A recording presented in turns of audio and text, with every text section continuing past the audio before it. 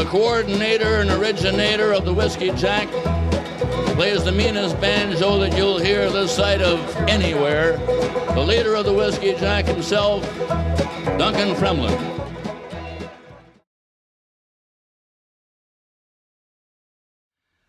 In 1990 or 89, when he decided to come back, he arranged for a very long 75-city cross-country tour, which was pretty revolutionary at the time.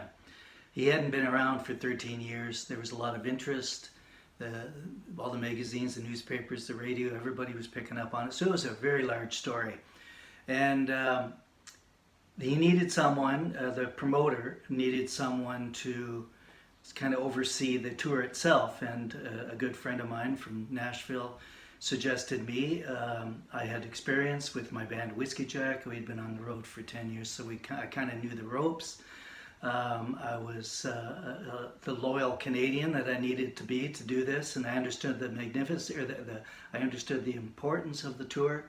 So I was asked if I would oversee it, and I said yes. So I got to tour, and I wasn't on stage with Tom at that time. I was just sort of managing the behind the scenes and etc. for the promoter. But over that time, I did get to perform or to play with him. I did get to meet with him, and we hung out, and so I got to know him fairly well. And then after the tour was over, I made myself visible in his life, and I'd call and go and visit him from time to time, and play cards and play chess and all the other things that he's known for. And just eventually I became a kind of a family friend, and he needed a band to record another CD in 1993, which was Dr. Stompin Tom A.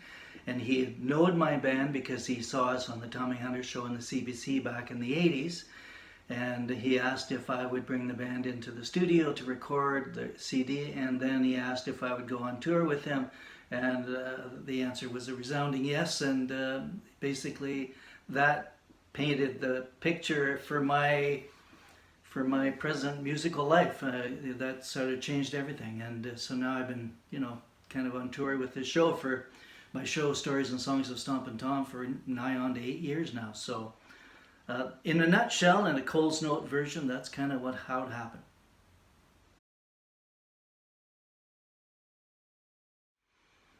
Well, I think it took me a bit of time to understand that there were two characters. There was Stompin Tom Connors, the stage persona, the kind of, and I mean this in a very respectful way, but the clown in a way. I mean, he was very playful on stage. He would do things that most stars would never do. For example, he'd communicate quite vocally with his audience and encourage his audience to communicate with him. So there was a lot of cat calls back and forth. That was generally never, ever done by any performer from that status, with that status. And then there was Charles Connors, the guy in his home studio, which was his furnace room in his house in Georgetown. And that was a different character altogether. That was so I got to know both of them, and the character on stage. Then my role in that was, I was the singer and banjo player and band leader and all that. But then at home, then I was just his friend, and we played chess and did all the, picked tunes. And so, yeah, there's really two characters here.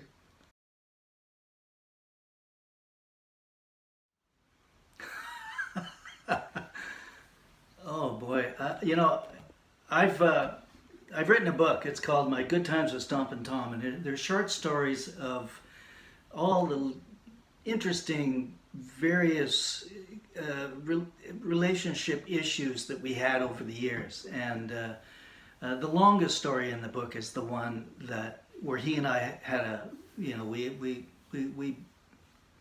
had issues. And he told me, years later, that he came within an inch of punching me in the face. And see, we were two highly principled persons, and we kind of clashed.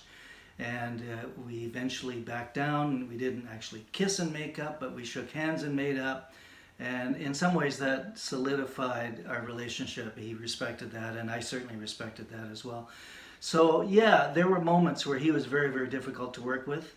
However, because I had been on tour with him in 1990 for all that time, I knew going in 1993 when I was the band leader what was at stake and what I had to do to make this work. So I was willing to go however far I had to go to make it work, but I had to kind of on my terms. So yeah, he was hard to work with it sometimes, but boy, the trade-off, Jeff, the trade-off was fantastic. I got to perform soft seat theaters across the country in front of the best Canadian fans, country music fans, folk music fans, roots music fans. I mean, these were my people. These were the people that I had been, as a performer, reaching out to since I got into the business in the 70s. So what an opportunity. So yeah, he was tough, but worth every minute.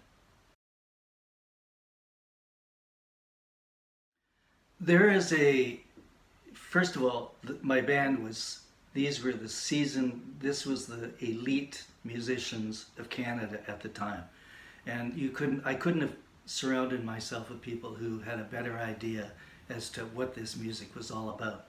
So to say that we needed to know 200 songs was not true at all. We needed to know Tom.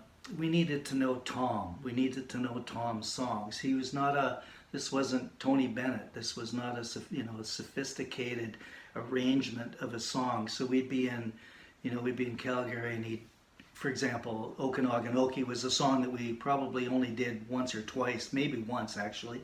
We were in Calgary, and he pulled it out of a hat. We had never heard it. He started strumming, and darned if he couldn't remember the lyrics. So he was, you could see he was struggling and communicating with the audience, said, gee, how does this go? And then he, just to make a joke of it, he walked around to the different characters in the band and said, how does this go? How does this go? In front of the audience. This was part of the show. And he came to me, the most unlikely person to remember the first words of the lyrics, because I'm not a lyric guy particularly. And for some reason, I remembered the first few lines. And so he went back to the mic and he started strumming. He still couldn't get it. Changed key on the guitar, went from G to C, I believe, strummed the C, and all of a sudden it flowed. So we just knew. We didn't need to know. We could hear the changes. We knew how he was going to end it. There were things about every show started with Bud to Spud. Every show. It would end with invariably the hockey song. Occasionally it would be Sudbury Saturday Night. In between, it could be anything. I mean, there were some that he, of course, Gumboot Clog really played every song or every show. Tilsonburg, these were his hits. Little Wawa, pretty much every show. So these were his hits, and he wanted the audience to hear what they wanted to hear. So, but the framework itself, we just kind of knew it was an intuitive thing after all these years of singing and playing with him.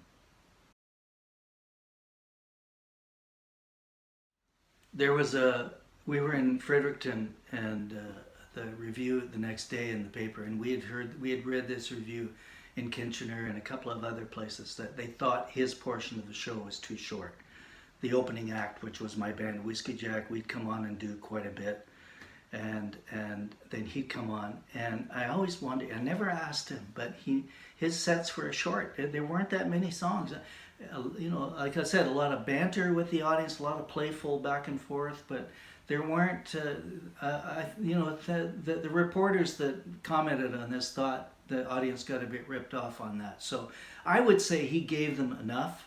He gave them what he wanted to give them. And the other thing is, he would sit backstage before every show quietly with his eyes closed and try to remember lyrics, because this guy knew lyrics to 1,000 songs, and if he was going to pull one out of the hat, like the Okanagan song, he had to be able to get back in.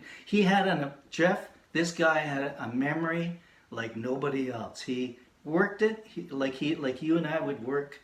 You had to learn to play guitar. You're going to learn how to make that G chord. He would sit and practice his memory. He would do exercises to make his memory more responsive, and I've never known anybody with a memory like that.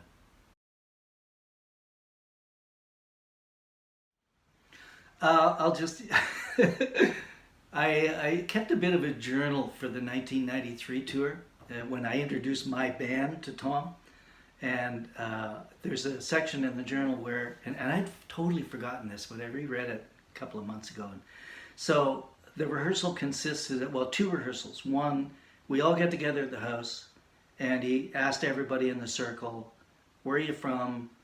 What are you all about? He ordered Kentucky Fried Chicken and coleslaw and French fries. That was the catering for the rehearsal, and all the beer you can drink. And then after that, he organized a get together at a club. I think it was in Peterborough, when we all kind of went to the club and sat around, played a few tunes. He gave us a list of all the songs that we were going to need to know, or at least be familiar with, which I still have. It's in my copy of it's in my book, actually. And that was it. I mean, there was no, this verse, chorus, harmony. We'd already recorded Dr. Stompin Tom A with him, so those were songs that we had arranged.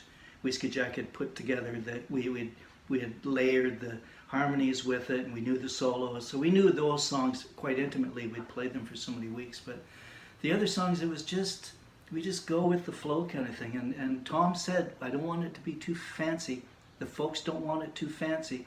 If you're not quite in tune, that's okay. The folks don't need it to be totally perfect. So can you think of another another superstar that had that attitude? But he knew his audience. These were exactly the people he was singing and playing to. So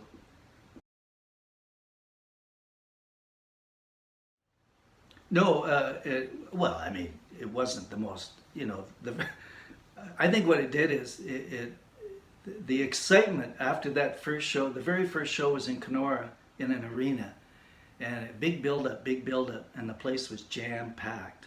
And we came out and did the thing, and most I was familiar with it because I'd been there in 1990, but the other guys hadn't been. At the end of it, we came backstage and we were just flying high. There's an intense excitement level to not knowing what the hell is going to happen. And again, these are all pros, so they were quite excited by the whole thing. So I would say, all in all, it was a very positive thing.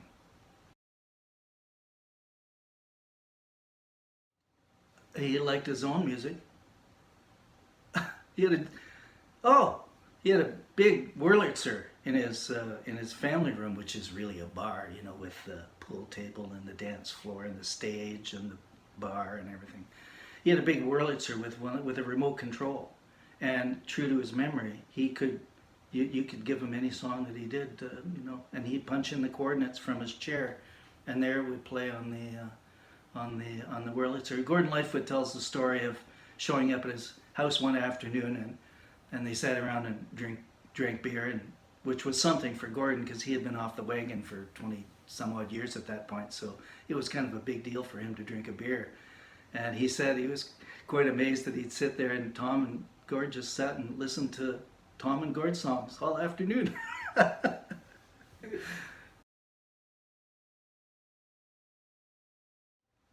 Yeah, I was thinking about it today. If I can quote Voltaire, is that allowed on SiriusXM? Voltaire said, I love this quote. He said, "If there wasn't a God, we'd have to invent one."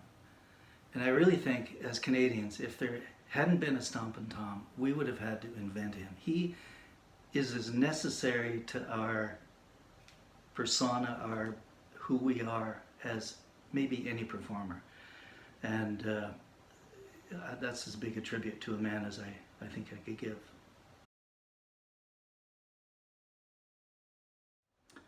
So I have to be careful. Just one more little tidbit on this. I have to be the reason I have to be careful how I'm introduced is that for Tom, and Tom Jr. and Lena have embraced this as well, he was very sensitive to people misrepresenting who they were in his life. And just to give you a quick example, I had produced a fundraiser in downtown Toronto during the tsunami thing. Everybody was raising money, and I had billed myself as, I didn't bill it as Stompin' Tom's backup band.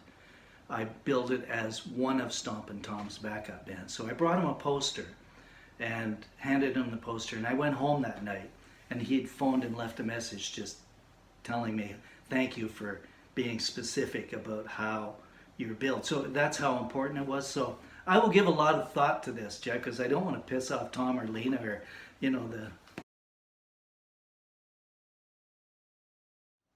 So there is quite a bit of stuff on my YouTube channel. Tom, I do have a lot of audio that I recorded in '93. Some of the shows of Tom and some of the outrageous things that he says. And originally, when I first started touring, Tom Jr. asked that I not use those in the show, which I don't. But boy, I'd love to put some of this stuff. Some of it's just unbelievable. What he would say to an audience, unbelievable.